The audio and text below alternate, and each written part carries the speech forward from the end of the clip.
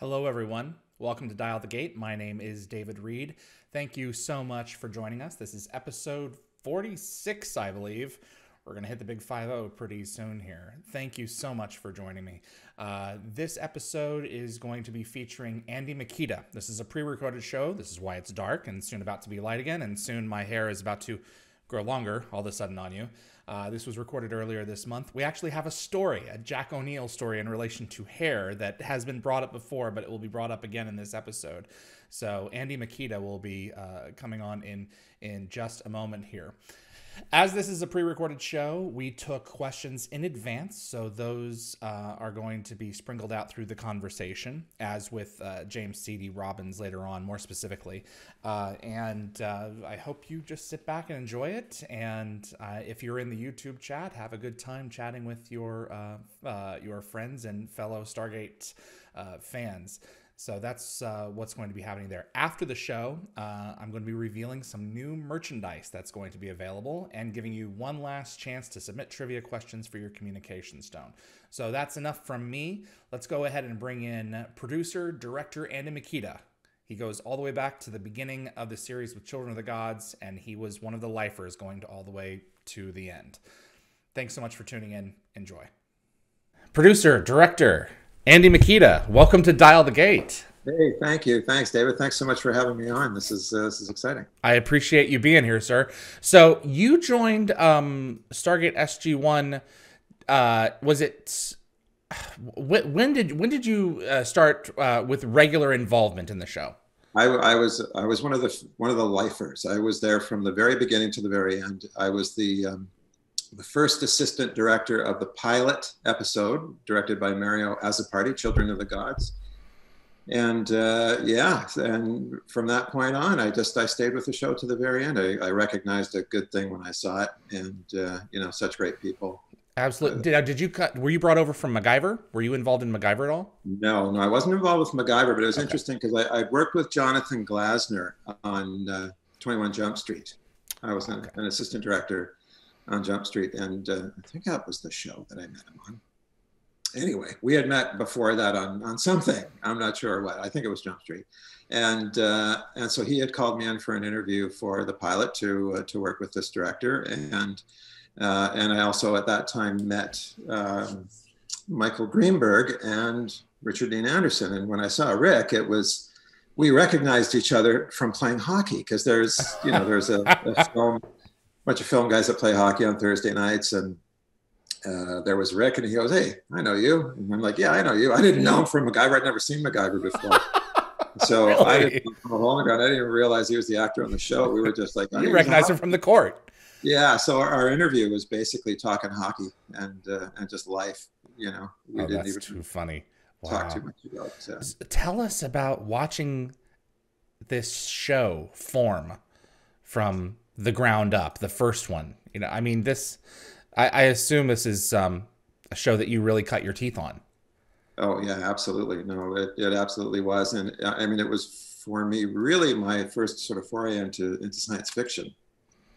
So I mean, that unto itself, I mean, it's just the language of the different types of life forms and the planets, and I know it's based on the film, which certainly informed me greatly, but it was a big undertaking. There's no question about it. Huge builds, building the Stargate, building the actual the bunker location, and just the scope of the undertaking for episodic television. And in those days, the orders were for 22 episodes. So, it's a sizable chunk of time, and it's a huge commitment. Whereas, nowadays, most of the TV episodic stuff is 10 episodes, maybe 14. Not quite such a commitment. And, going into it, I didn't for a heartbeat realize or consider that it was going to be something that was going to go on for over 10 years, a huge part of my life. You have a great chemistry between the cast and crew. And that's it's so conducive to a productive relationship that can continue for a decade. Just the first one alone, and then you had 5 with Atlantis, and then unfortunately just 2 with SGU. But what do you think the magic was? What do you think the secret ingredient was? Was it the Stargate itself? Was it that storytelling mechanism?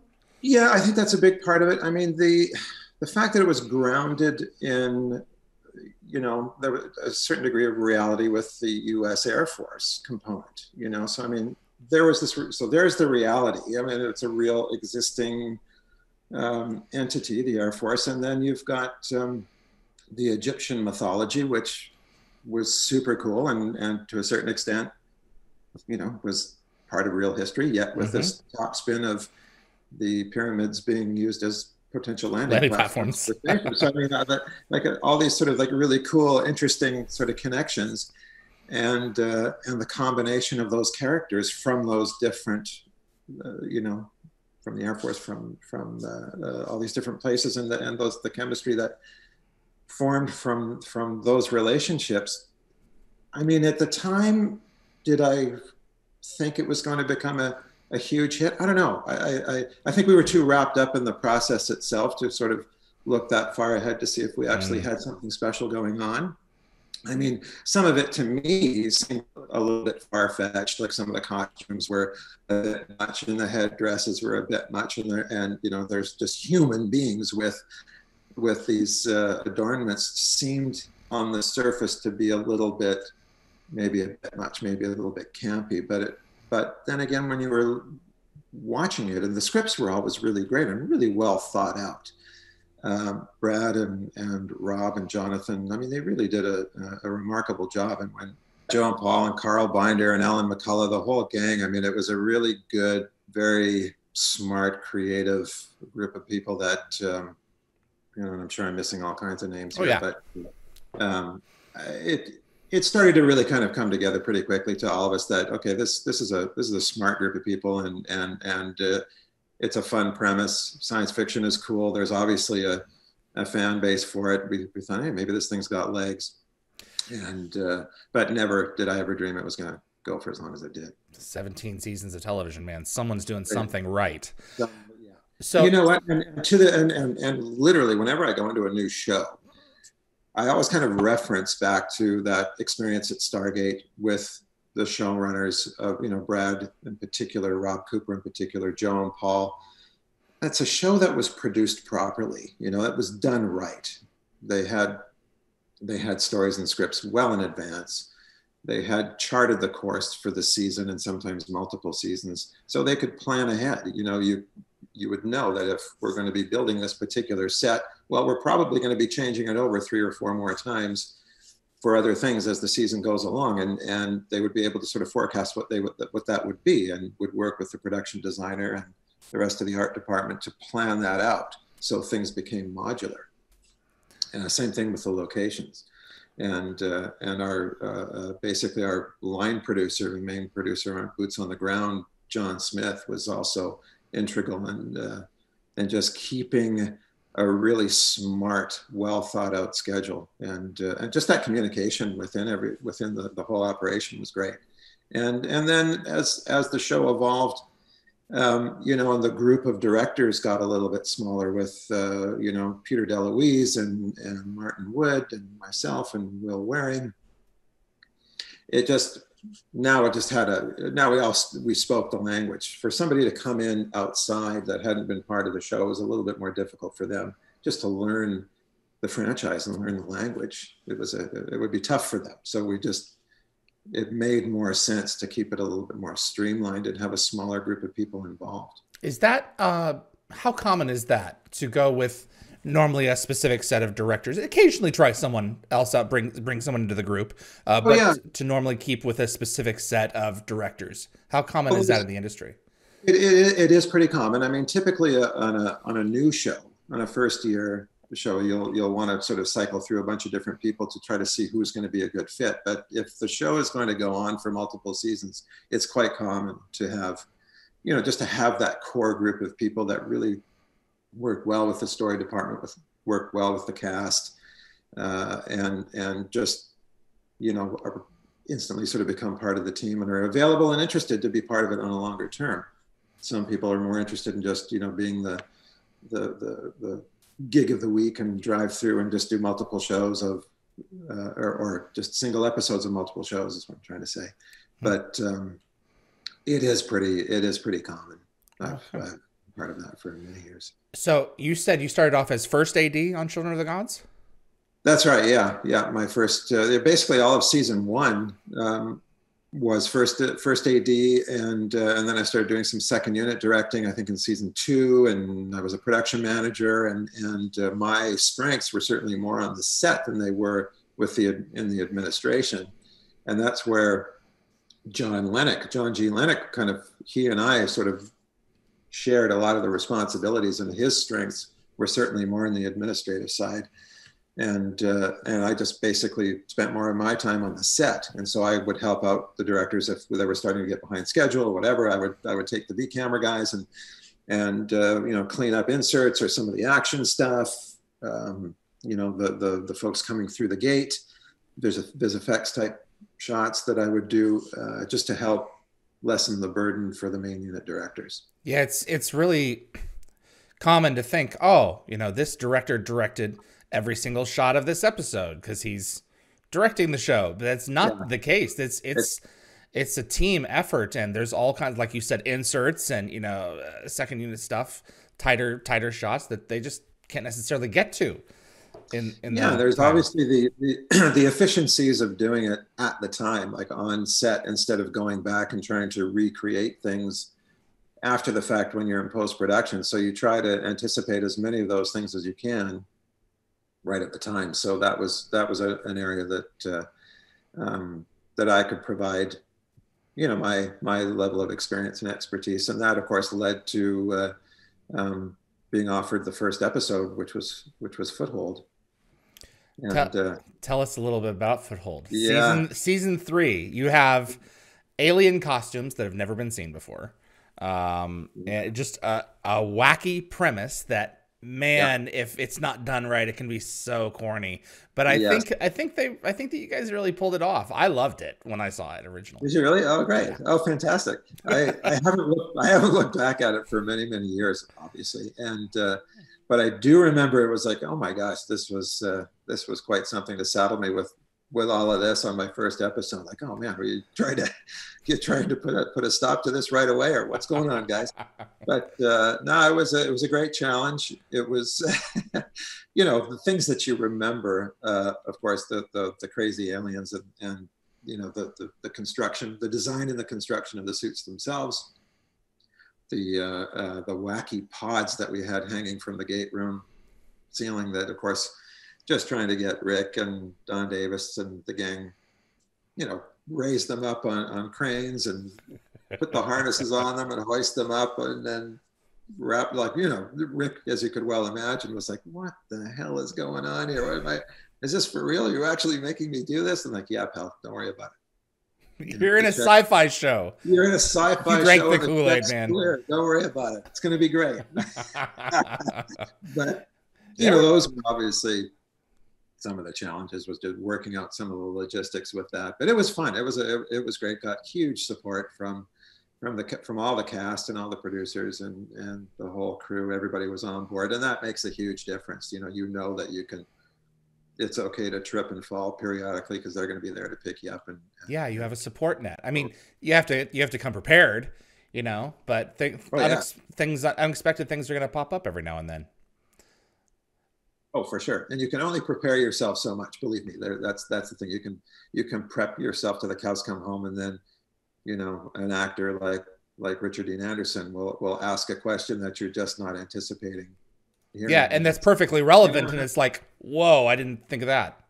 Yeah, exactly. And you've got to have an answer. You can't sit there and go, I don't know, or make something up, because he's a smart enough guy to know that if he's being BS'd or not, Of course. But yeah, they were terrific.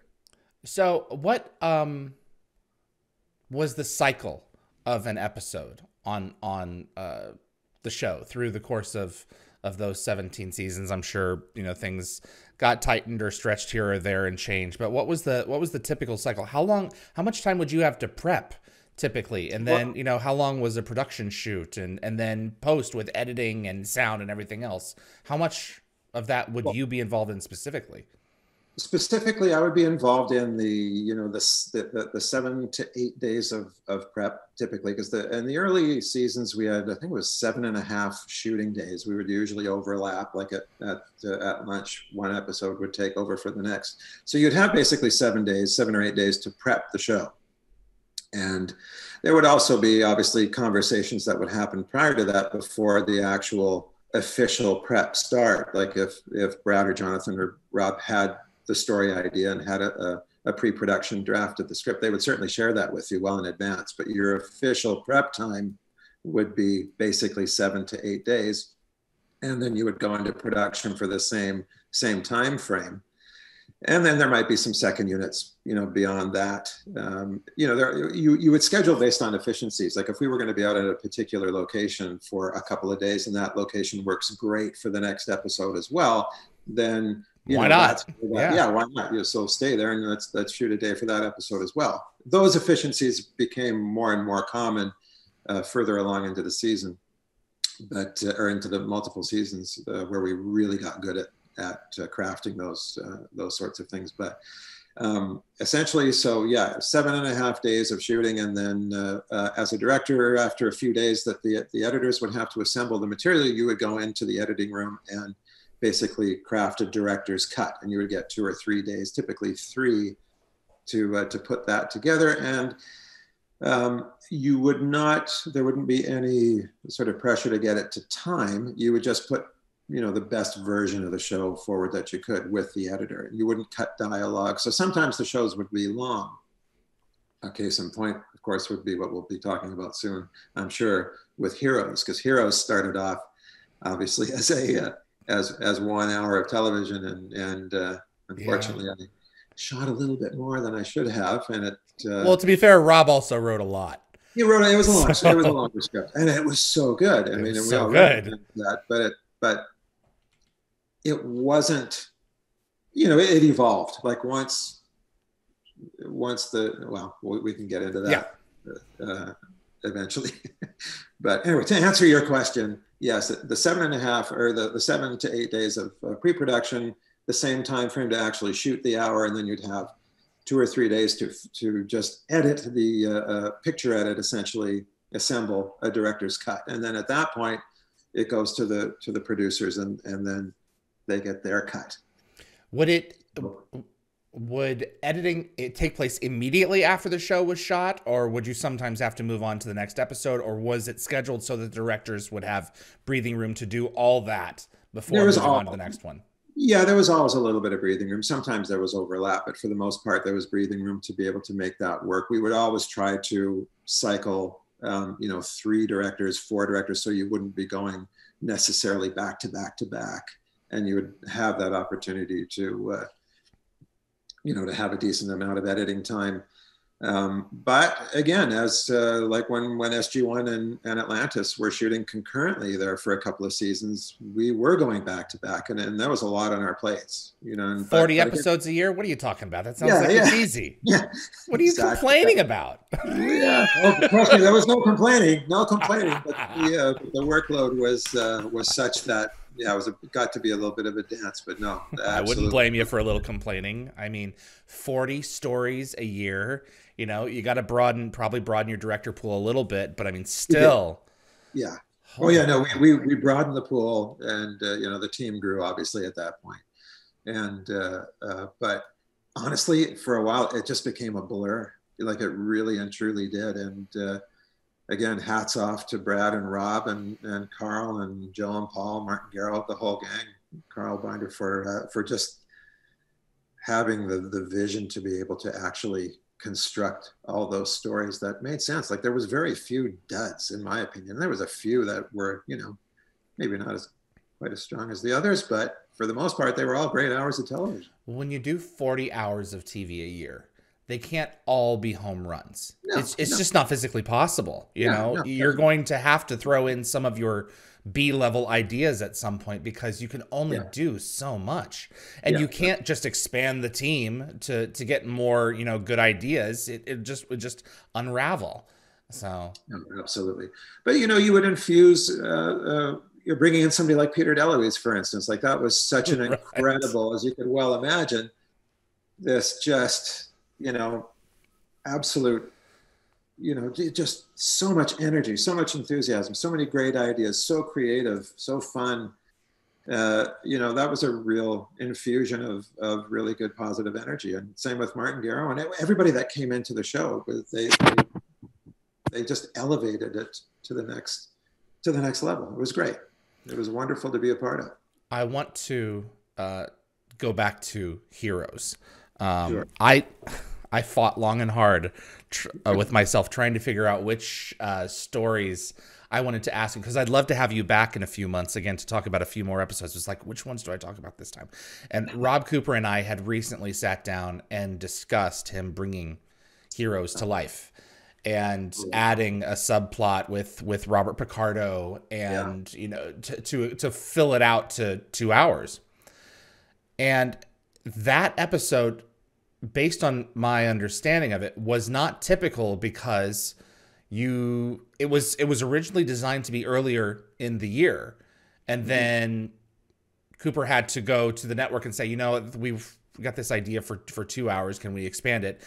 And my understanding, and correct me if I'm wrong on this, but my understanding was that it wasn't, parts of it were just kind of shot all over the place, like shot when you could get to it. Is that right?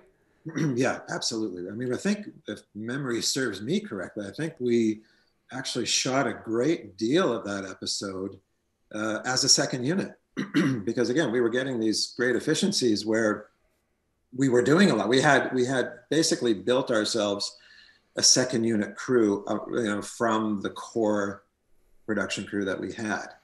And we certainly had all the resources available to us to be able to do it. So if while one episode was shooting, our B camera operator, Andy Wilson, who we upgraded to director of photography, he and I basically would go off and be shooting scenes from Heroes. There was obviously a fair bit that was done first unit, but there was a significant amount that was done as a secondary unit. And I would literally be, you know, trying to steal the actors whenever I could. You know, if I knew that Amanda had a little bit of a break between scenes, you know, I would literally be, hey, Amanda, I can squeeze in a, you know, do you have a little bit of time? We can actually grab this interview scene with you and Woolsey, and it'd be great if we could do that now. Are you okay to do that? I mean, we'd schedule it obviously as best we could, but there was certainly opportunities, or we would look for opportunities where we could beg, borrow, and steal wherever we could.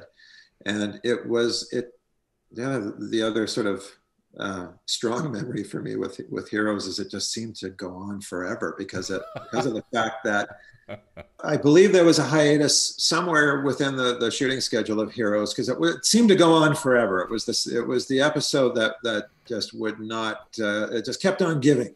And when Rob was able to, I mean, good on Rob. I mean, he saw the potential in that first hour. That I think we were probably 20 minutes long. I don't even remember exactly, but it was, sounds about right. Yeah, I think it was about 20 minutes long, but it was good stuff, you know, and you know, credit to Rob, credit to our entire cast, my gosh, and to our guest stars. You know, we had Saul Rubinek, who, you know, he was a handful. He was really invested in the character, and he had a lot of discussions with Rob. You know, they had a lot of closed door. They said that there was some very passionate discussions, particularly about the conversation about his speech in the hallway there, which I will contend is one of the best speeches in the whole show. I seem to recall too, there was I think Rob was on set when we were shooting that. Yes. And I remember Saul, okay, did he tell this story? Because I think Saul, after the speech, he looked like, over at Rob and was like, huh? Yeah. Exactly right.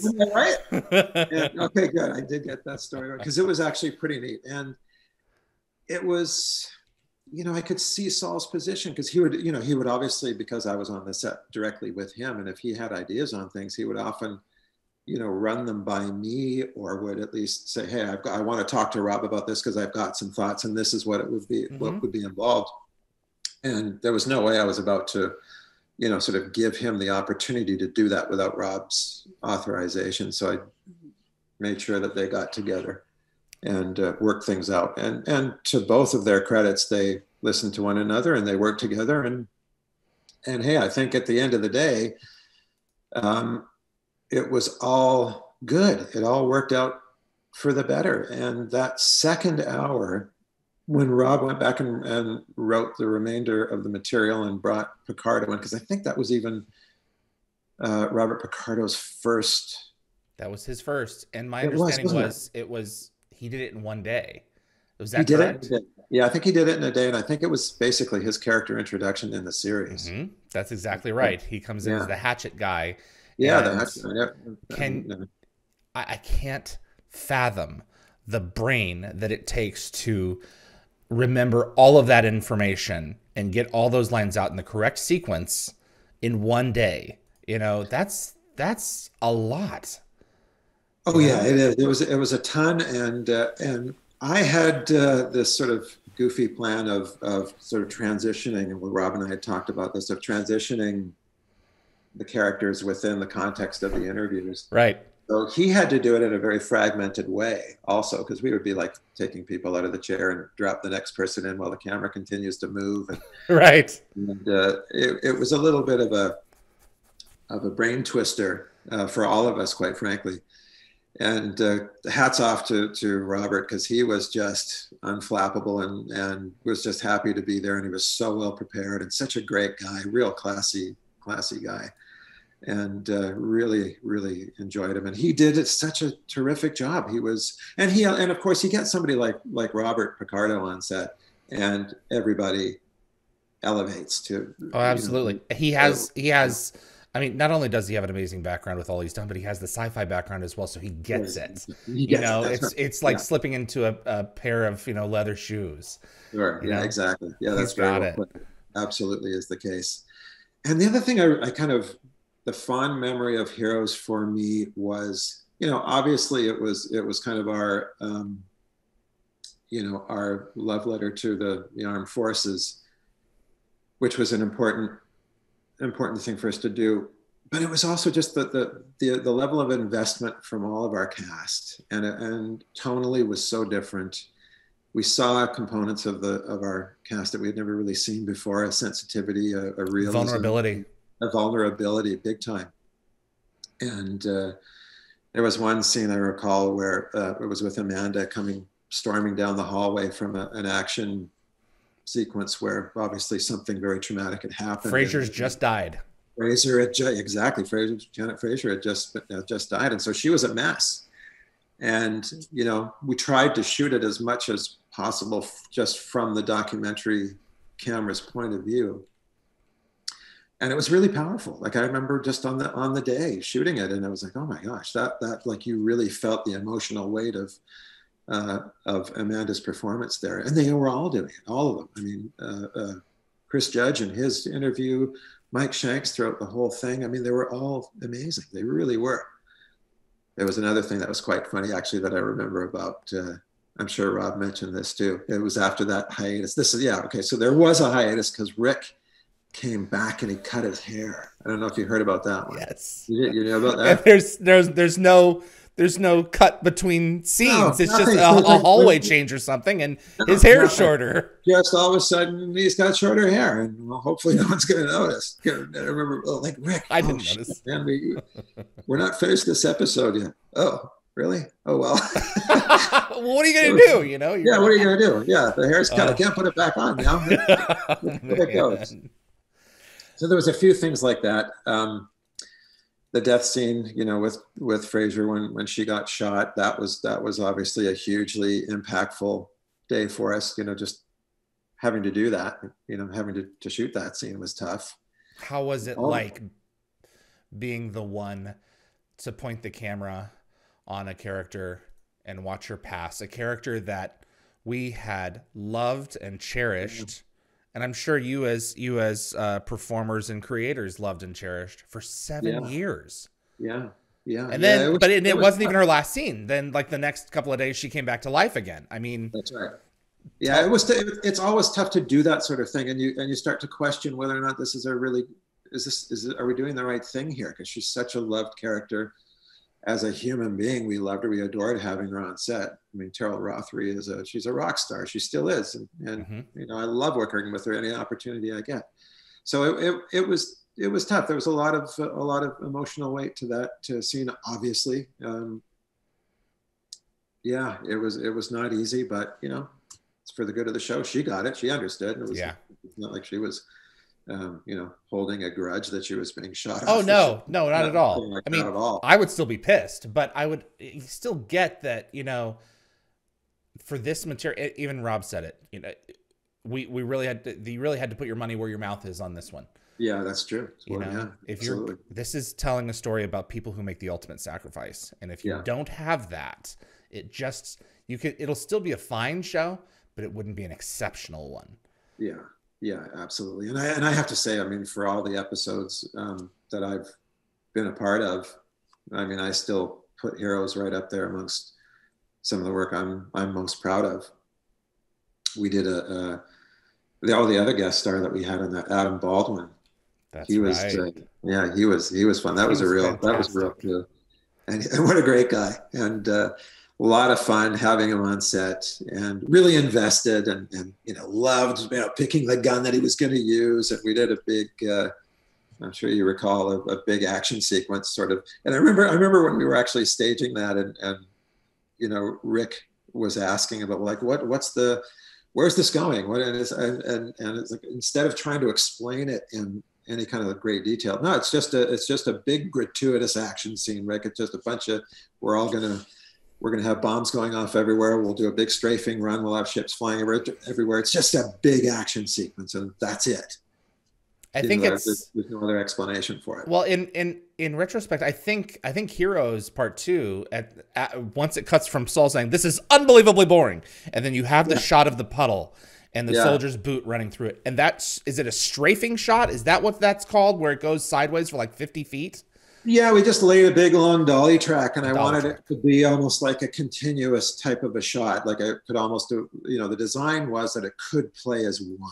You know, you start close on a foot hitting the puddle, and then, from exactly coming off of that, this is so incredibly boring, to, well, this is what it's like out in the field. Not so boring, is it? No, it's not.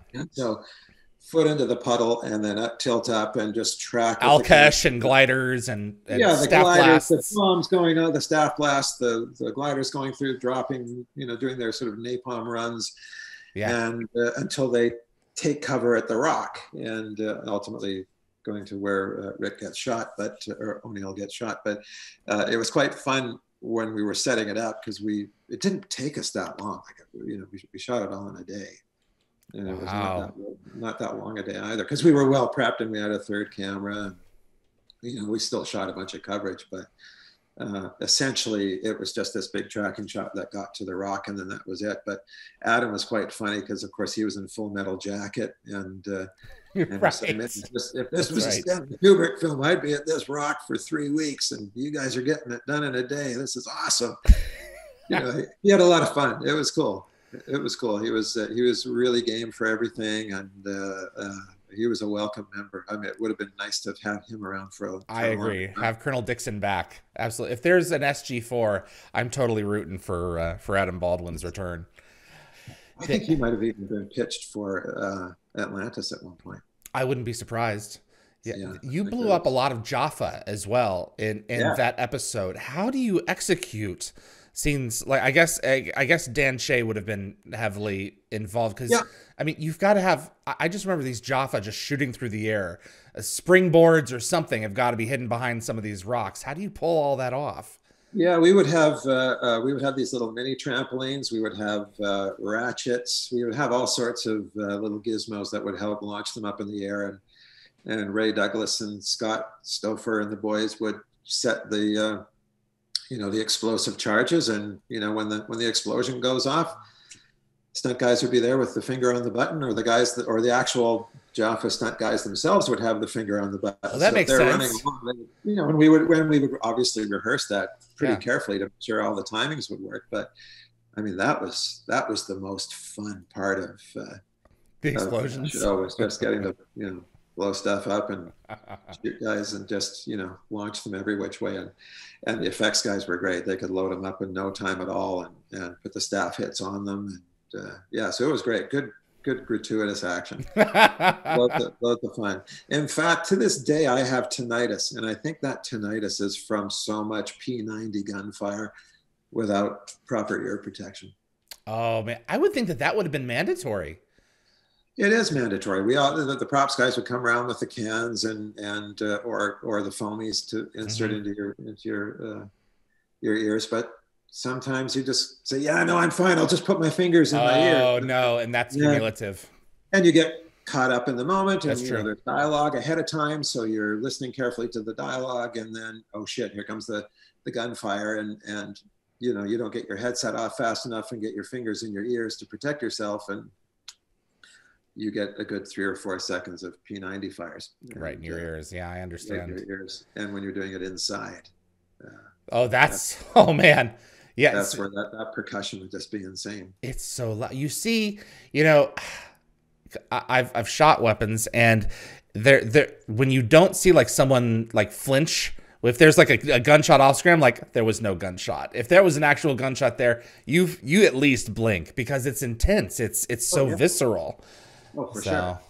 And that's a very common thing now, is to do a VisFX muzzle flash for the gunfire, and it just never works because there's no kickback percussion, there's no blinking of the eyes. Like you said, that you just can tell when it's being faked. Something's wrong. Something's wrong. Yeah, but no, we very rarely did that unless we were pointing it, you know, straight at somebody's head or right into the lens, where we would have to do a fake muzzle flash. But for the most part, we just loaded up the blanks and had at her. Went away. I want to set SG-1 aside. I'd love to come back to it in the future with you. Atlantis, the Pegasus Galaxy, very different type of animal, very different cast in terms of their intensities, and just a different group of people. What was it like switching gears from SG-1 to Atlantis? And I'm sure you went back and forth, you know, throughout those 3 seasons where it overlapped. What was Atlantis like in comparison to SG-1? Was it basically the same type of thing in terms of scheduling and production and everything else? Were there other considerations to make? Tell us about that. You know, the production component by and large was very similar. I mean, the format is still the same. We were in the same physical building. You know, if you came downstairs from the office, you turn right to go into the gate room. Yeah. SG-1, you hang a left and you go into the Atlantis gate room. That's so right. You know, you could easily like, oh shit, I meant to turn left, but I turned left. Am I going to Milky Way or Pegasus? There was the crossover was quite seamless, to be honest. Obviously the different dynamic with the cast and crew, but for the most part, it was pretty seamless. But the dynamic was different, certainly, you know, because the characters are different, the performers are different, so you would relate to them in a different way. The set was very different, you know, it was very expansive and very clean, very pristine, very modern. And the show had been set up by Martin Wood, who did such an amazing job with the first episodes and Rising. And so, you know, we just tried to kind of build upon that. But it was pretty seamless. And then ultimately we got into some crossover. Yes. Which really helped. But yeah, no, it was good. It was surprisingly straightforward. And I don't really remember big sort of trip ups or stumbling blocks in that first season. I think it was pretty smooth sailing. You may correct me and tell me otherwise from what you've learned from other folks, but my recollection at least was it was pretty smooth. I would imagine because with SG-1, the bunker is from the movie. Yeah. And for Atlantis, it was pretty obvious we were going to make an expansive space for that Stargate and give you more options to. I would think the flexibility in choices of shooting were better typically for Atlantis than it were for SG-1, where you were basically simulating an underground space. Yeah, you're absolutely right. I mean, the design of the set was fantastic. All these multiple layers, and you could actually, because there was a big open expanse down below, you could literally craft a shot that would start, tight on one of the consoles up on the top deck, and you could follow that person, right out and down steps and down to the other levels, right down to the actual gate room level.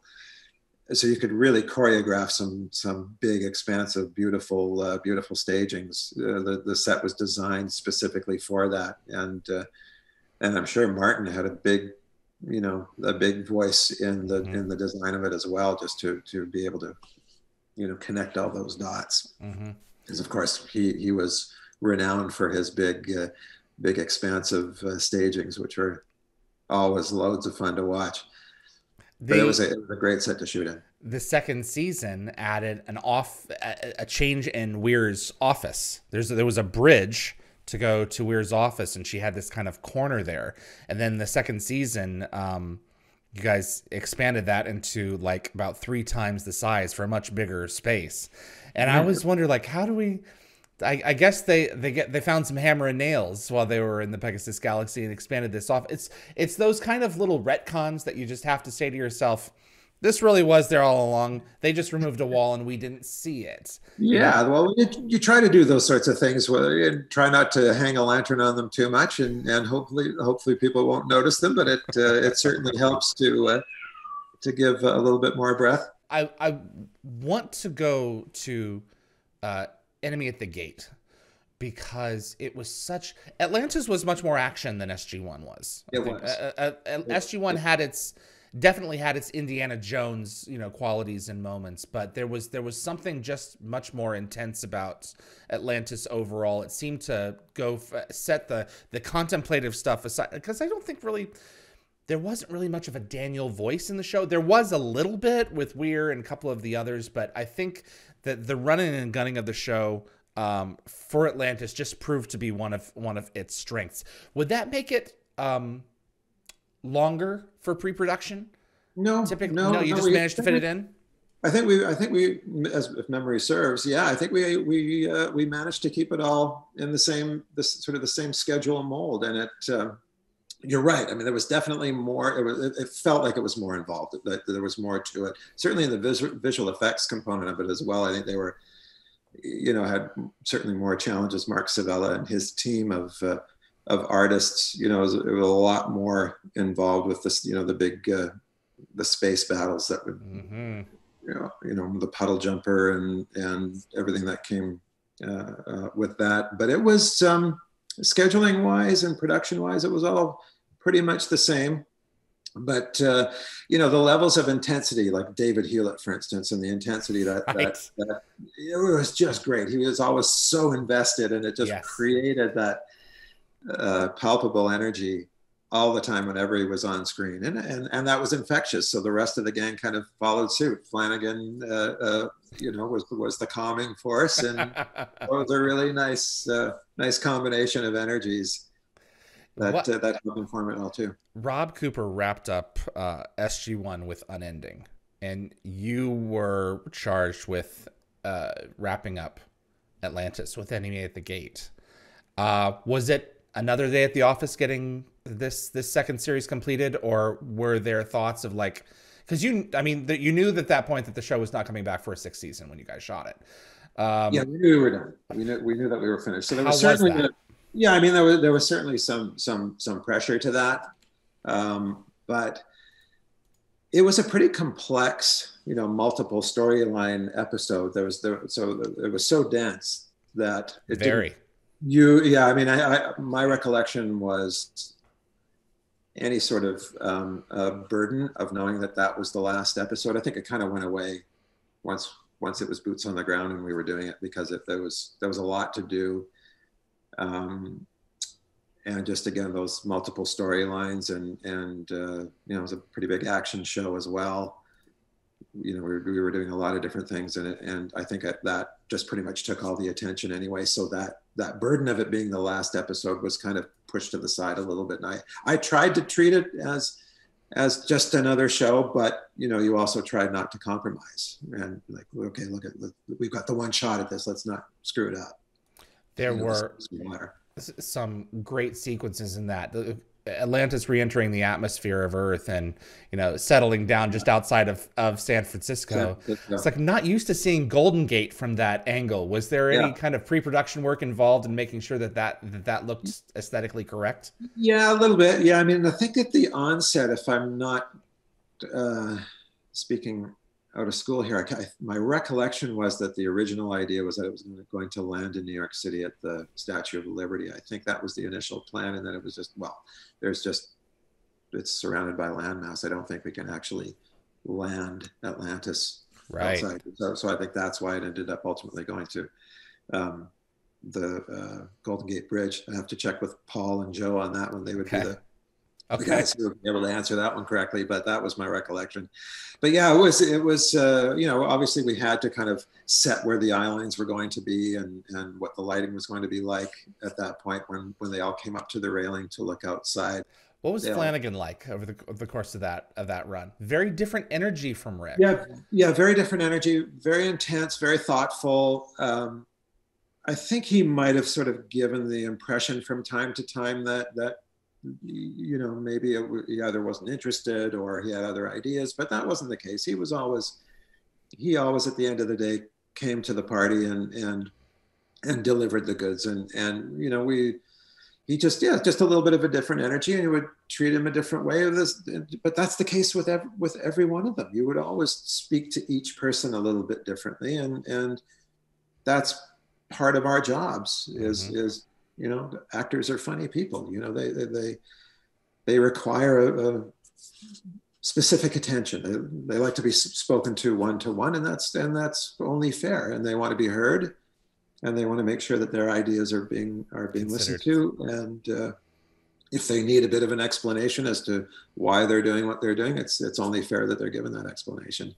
But no, Joe was a great guy. He was fine. He would always, we never waited for him. He would come when he was asked, and I no complaints whatsoever. I mean, back in the old days when I was an assistant director, good Lord, I mean, it was sometimes the actors wouldn't come out of the trailers for hours on end, and those days are, thank God, at least in my career, in my history, those days are gone. But it used to be ugly.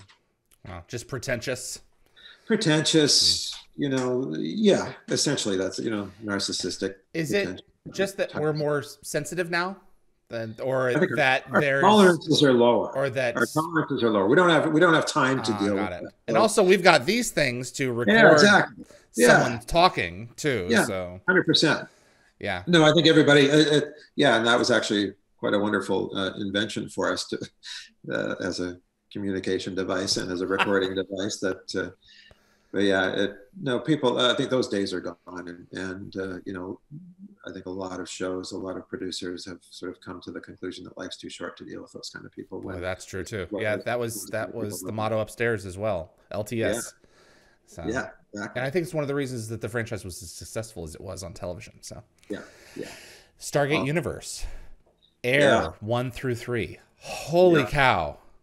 Yeah, an amazing experience, I have to say. That one, that was one that I did feel the burden of a little bit, but also loved the challenge of starting off a show like that.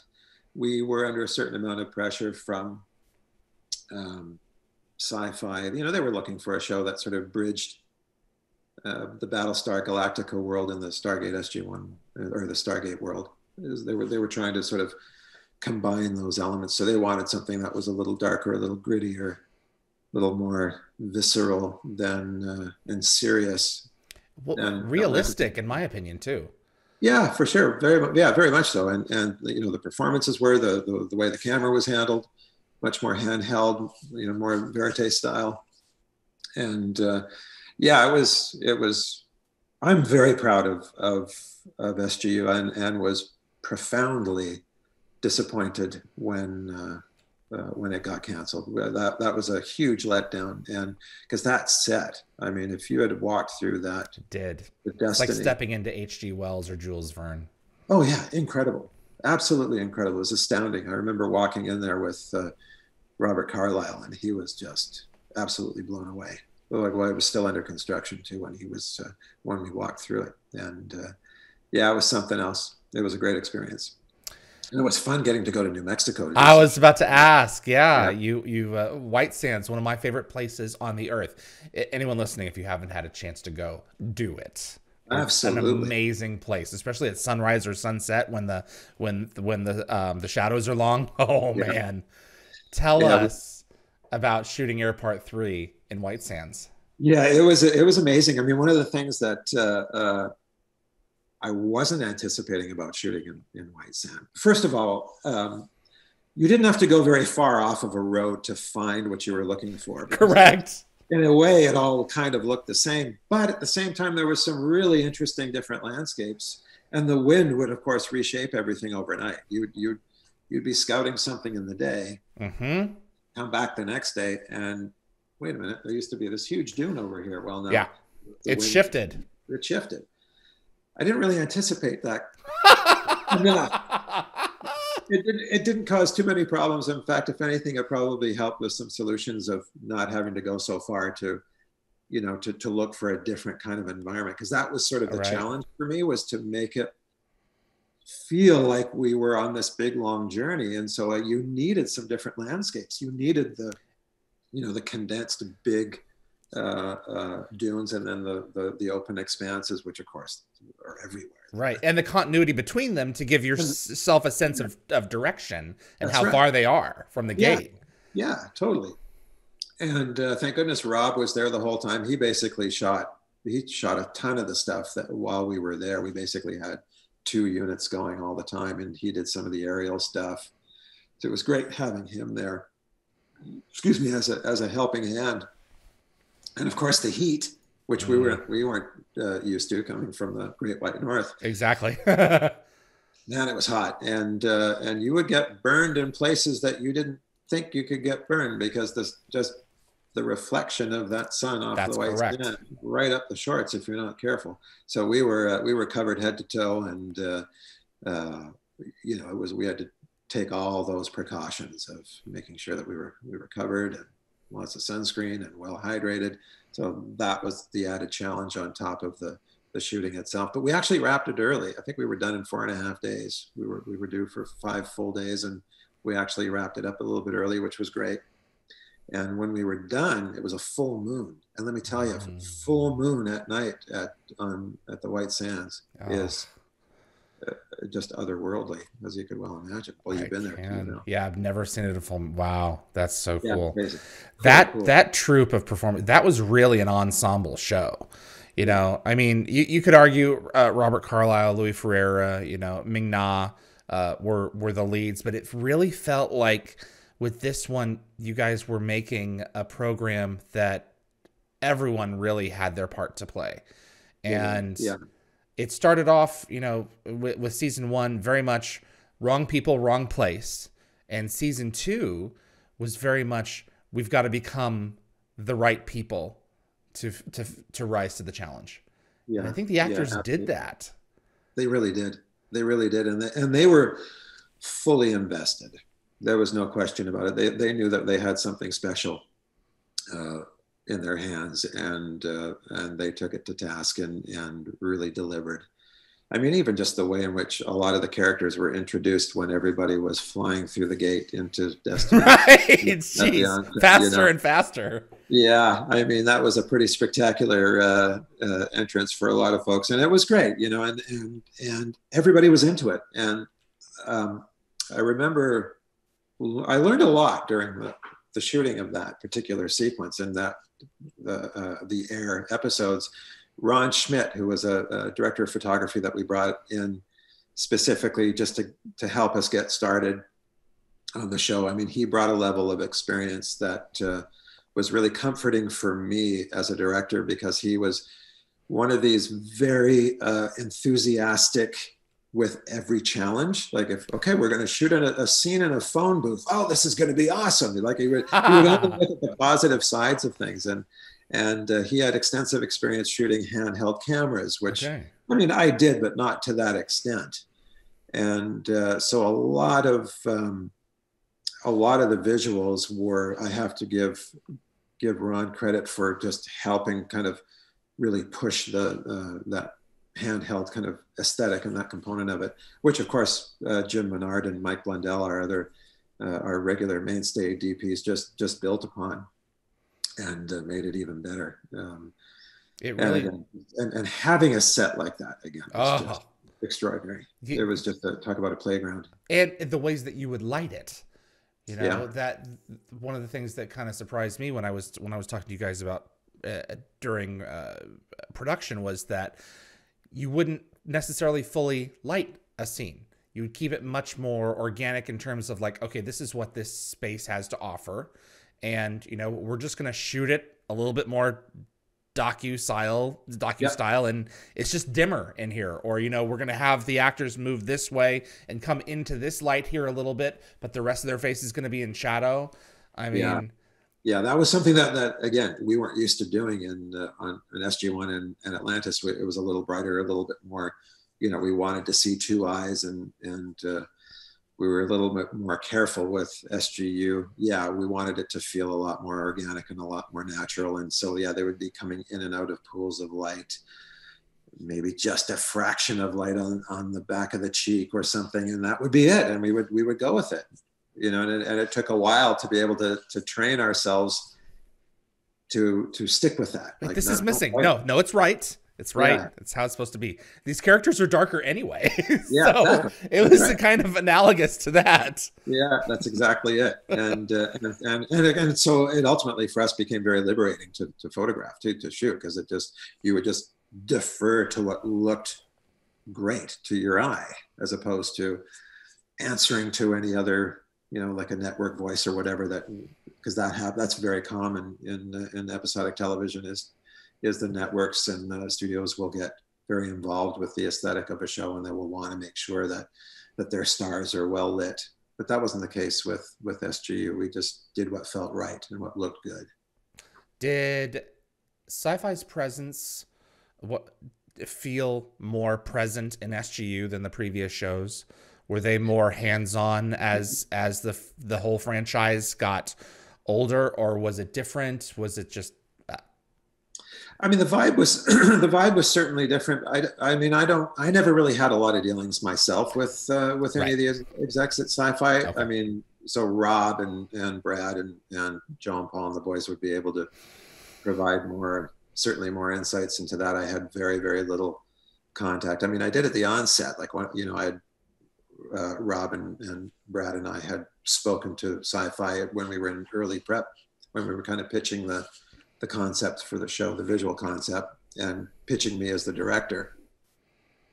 So that my involvement was certainly, you know, I was involved at that point, but after that, once we were into shooting, no, I didn't feel any sort of outside pressures from the network at all. So if there was any, they kept it from you. Yeah, they kept it from me. I mean, it was certainly there.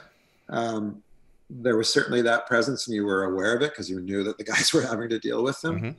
And, you know, whether that was ultimately the demise of the show, I don't know. Like, you know, we were all very surprised that it only went for the 2 years. The numbers obviously weren't quite as good. But no numbers were good anymore. That's true too. I mean, everything, we were entering this space where, you know, Netflix and all these others were beginning to rise up, and everything was just kind of up in there. And MGM had its issues as well. Yeah, MGM absolutely had its issues. Yeah, you're right. The landscape was changing at that time. It was getting ready for Chapter 11 or going through it at the time or something. I mean, so everything was just, it was unfortunately a series of unfortunate events. Yeah. I don't think it was one thing. True enough. Yeah, true enough. But it was nonetheless, it was just a real letdown because we were enjoying it immensely and had high hopes for it.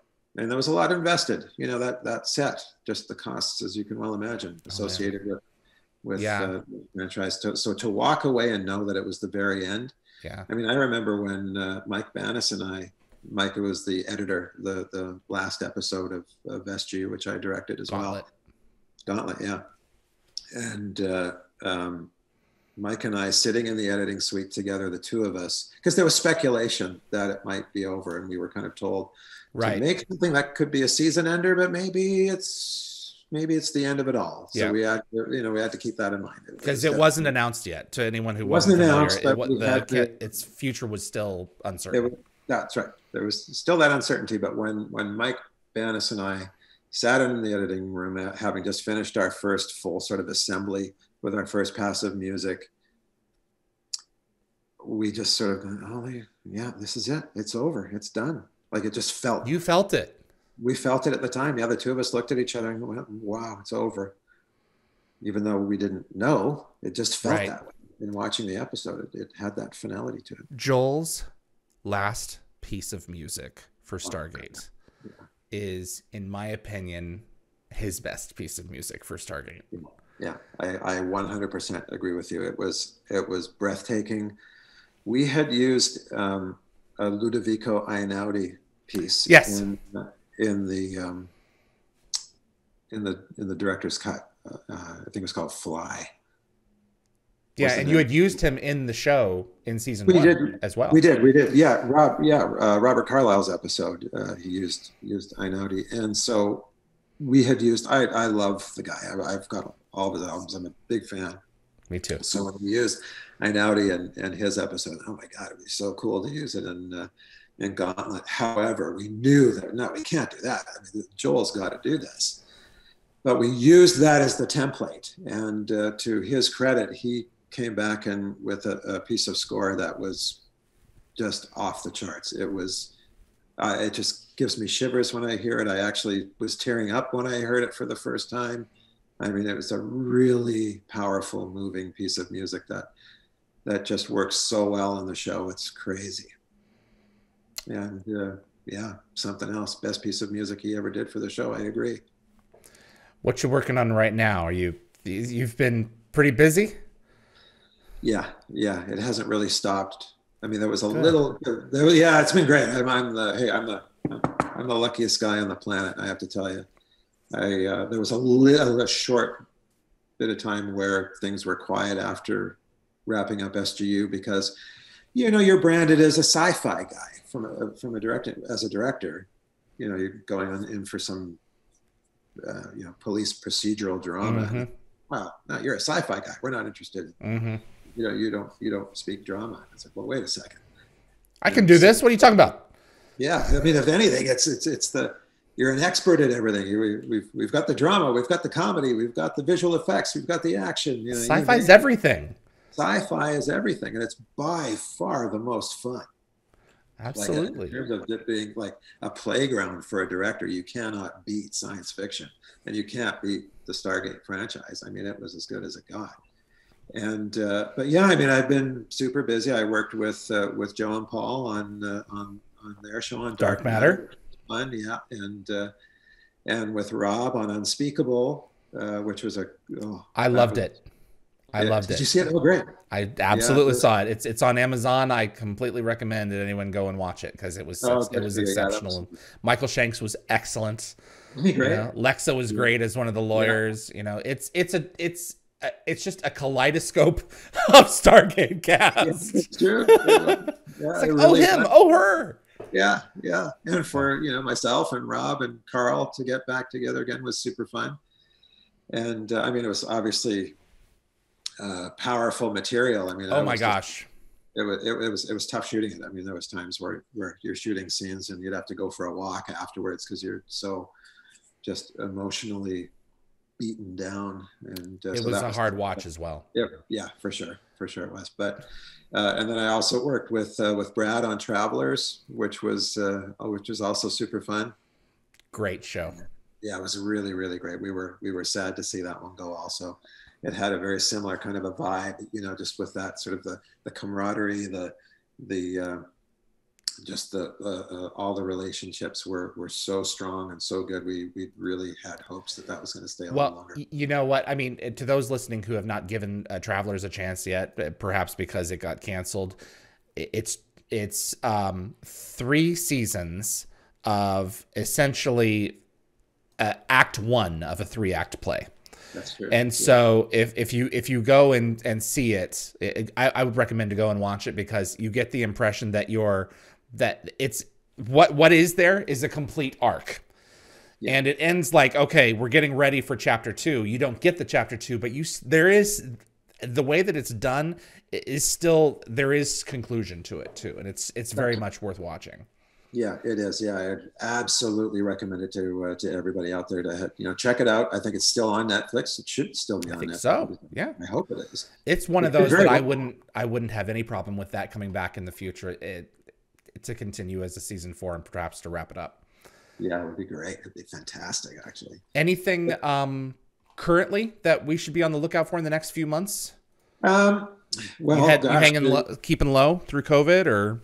Well, I am part of a new series right now. It's not science fiction. It's a family drama comedy called Family Law that I don't know if it has a U.S. pickup yet. It's an all Canadian show and is produced for a Canadian network.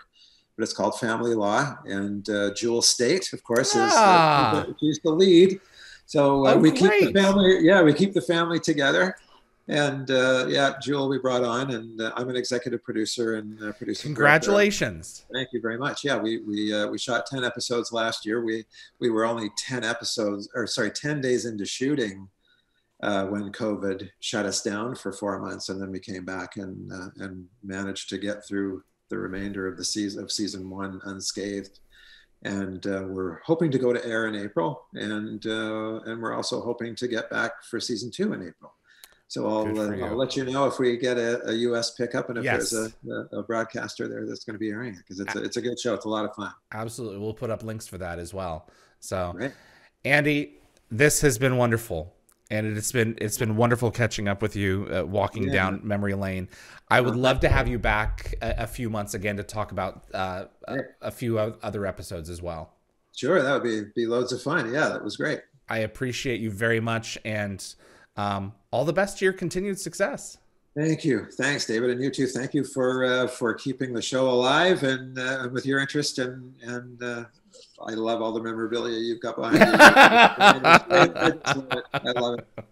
And of course, we'd all love to see Stargate come back in some way, shape, or form, because it's all very close to our hearts, and we know that there's a further life to be had. There is a hunger for it, and so you're absolutely right.